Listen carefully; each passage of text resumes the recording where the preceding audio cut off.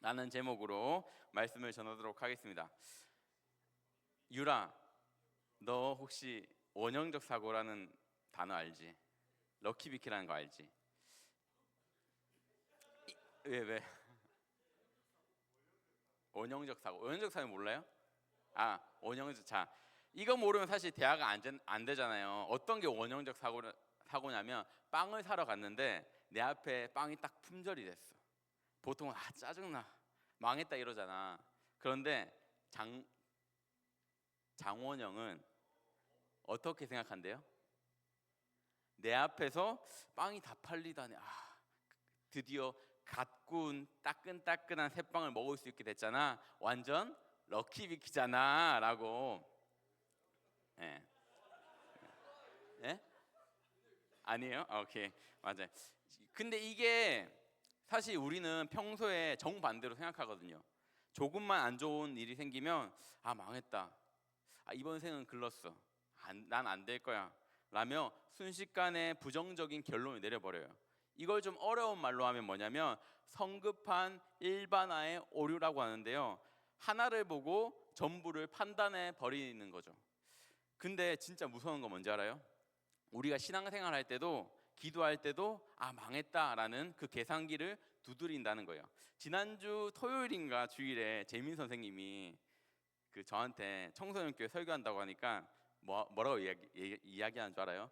강도사님이 설교하면 항상 컴퓨터가 꺼지던데 이야기하는 거예요.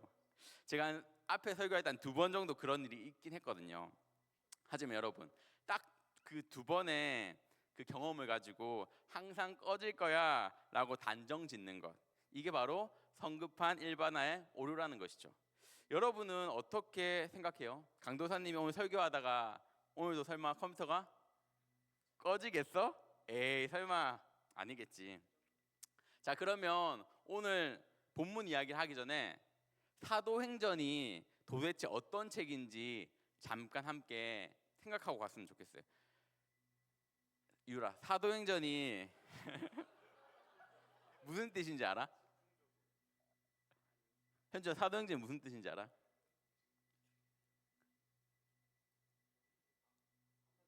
하나님의 말씀.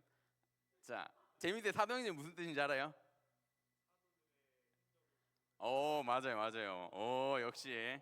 자, 쉽게 말하면 사도들의 액션 스토리야. 그러니까 예수님이 승천하시고 난 다음에 제자들이 성령을 받고 세상을 어떻게 뒤집어 놓았는지 기록한 초대교회 역사책인데요. 자, 그럼 이 책은 누가 썼게, 현준아? 아니에요. 누가 썼게요?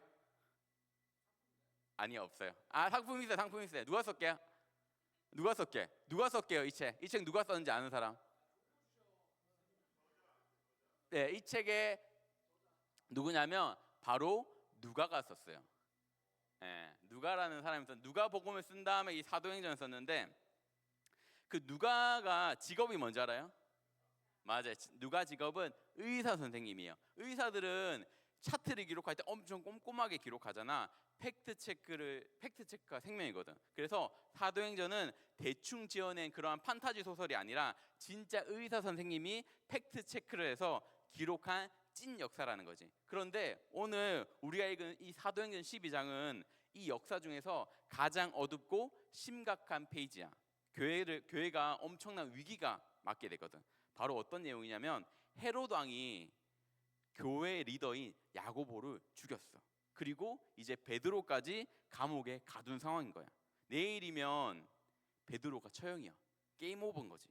자, 상상해봐. 우리 공동체에서 석현준이 잡혀가가지고 내일이면 이제 큰일 난대. 현준이 어떻게 할 거예요, 여러분들은? 현준이가 잡혀가는데 그냥 내버려 둘 거야? 잡혀가는데 대가 치러야 된다고요? 현주야, 어떻게 했으면 좋겠어? 어떻게 해줄 수 있는 게 없다.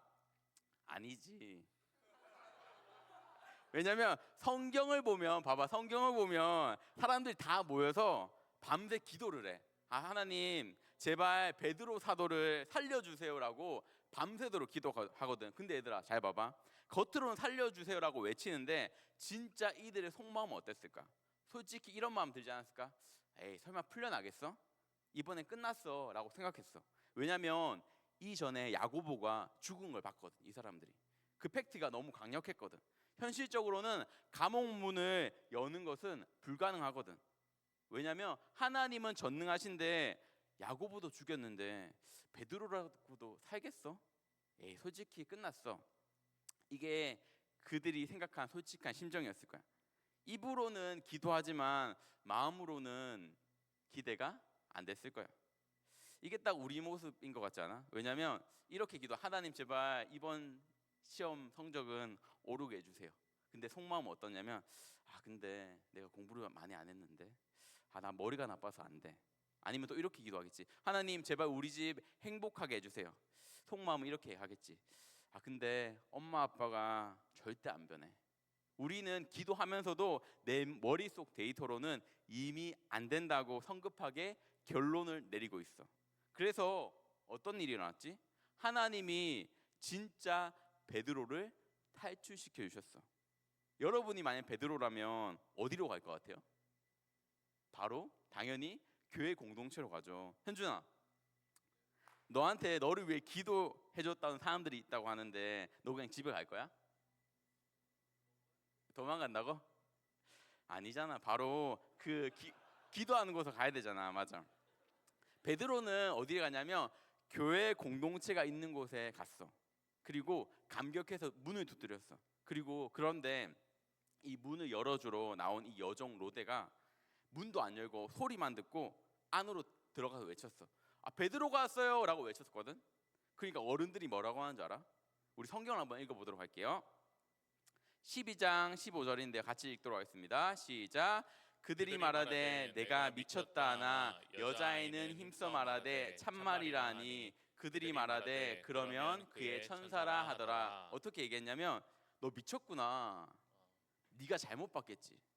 그건 베드로의 천사, 베드로의 유령일 거야 라고 이야기하는 거야. 얘들아 잘 봐봐. 이 사람들이 믿음이 없는 사람들일까? 아니야. 믿음이 없는 사람들이 아니야. 왜냐면 그 전날 밤까지 밤새도록 기도했던 사람들이야. 교회 리더들이고. 그런데 이 사람들은 왜 못 믿었을까? 왜 못 믿었을 거라 생각해? 못 봐서? 이유는 딱 하나야. 왜냐면 자기 수준만큼만 하나님을 생각했기 때문이지.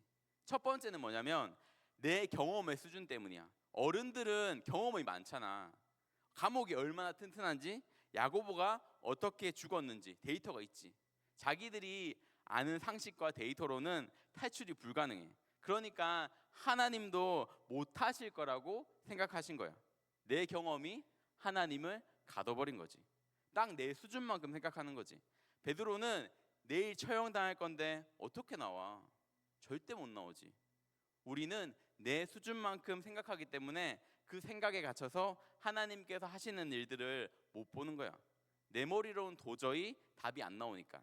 하나님이 천사를 보내서 직접 도우러 오실 거라는 건 상상조차 못했던 거지. 두 번째 뭐냐면 내 능력의 수준 때문이야.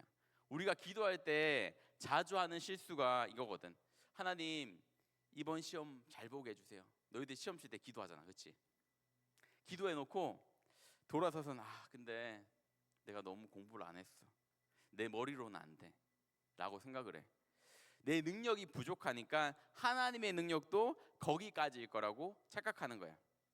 여러분 그 게임할 때 보면 그 롤이라는 게임할 때 보면 그 브론즈가 그 챌린저나 프로게이머의 그 플레이를 이해할 수 있어? 못해. 왜냐면 보는 수준이 다르니까. 와 저게 말이 돼? 라고 싶잖아. 하물며 인간은 우리가 온 우주를 만드신 하나님의 그 플레이를 내 작은 머리로 다 이해할 수 있을까? 불가능하다는 거야. 그런데 우리는 자꾸 하나님을 내 수준으로 끌어내려서 생각해. 아 내가 못하니까 하나님도 못해라고 생각하는 거야. 내가 생각하는 그 데이터상 확률이 0%니까 하나님도 어쩔 수 없어. 이게 바로 가장 큰 착각, 성급한 일반화라는 것이지. 하나님을 내 레벨로 다운그레이드 시키지 않았으면 좋겠어. 하나님은 너희의 생각보다 훨씬 더 높은 레벨에서 다른 차원이 다른 방법으로 일하고 계시기 때문이야. 친구들 그럼 로데가 왜 대단한 줄 알아? 여기 나온 로데라는 여종 있잖아. 그 친구가 왜 대단하냐면 로데는 어른들처럼 복잡하게 계산하지 않았어. 감옥문이 두꺼운데 야고보 사도가 죽었는데 이런 자기 수준의 계산을 하지 않았던 거야. 그냥 들리는 대로 하나님이 하신 그대로를 있는 그대로를 받아들였어. 문 밖에 베드로의 소리가 들린다라고 이 팩트를 그냥 믿은 거야. 베드로의 얼굴을 보고 그 사람들이 달려간 게 아니라 그 베드로의 목소리만 듣고 달려왔다는 거야. 자기 머리로 하나님을 제한하지 않는 것, 그 1%의 단순한 믿음, 그게 진짜 실력이고 믿음이라는 것이지.